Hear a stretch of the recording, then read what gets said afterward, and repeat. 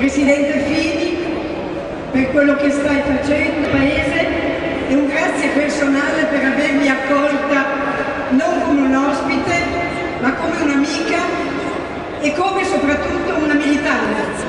E come militante con libertà voglio ringraziare anche tutte le ragazze e i ragazzi che hanno reso possibile questa manifestazione.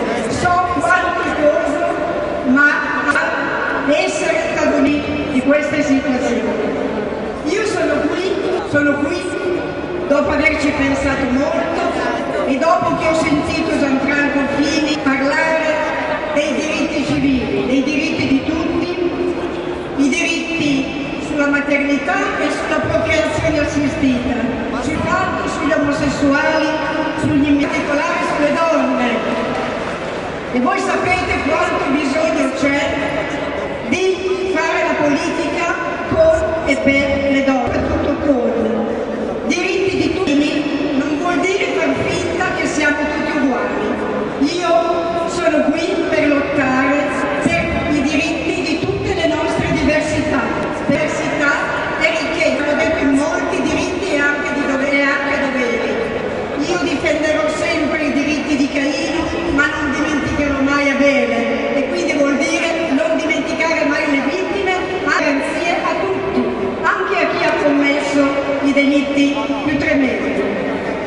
Io porto qui i miei sogni, ma so bene che i sogni devono sempre accompagnarsi ai bisogni, e so bene che noi dobbiamo essere sempre al fianco, ma sempre sul piano dei diritti e non dell'assistenzialismo, delle persone che hanno bisogno, che in questo paese purtroppo hanno. Ma dobbiamo farlo con intelligenza, sempre insieme, le sociali con quelle economiche.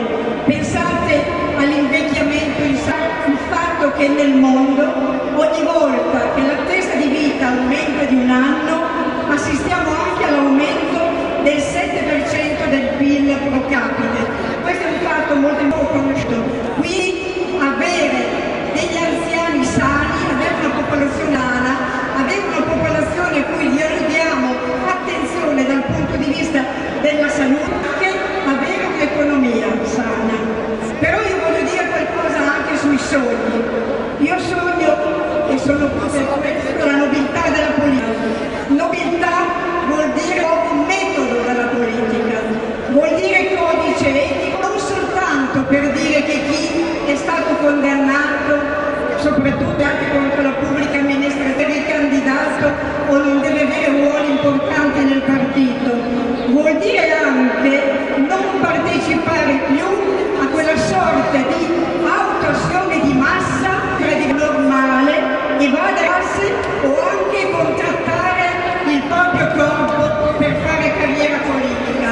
Codice etico è svoltare da questi metodi. No, non è normale per noi quando fa assolvere chi va delle tasse e neanche chi mercifica il proprio corpo per la carriera.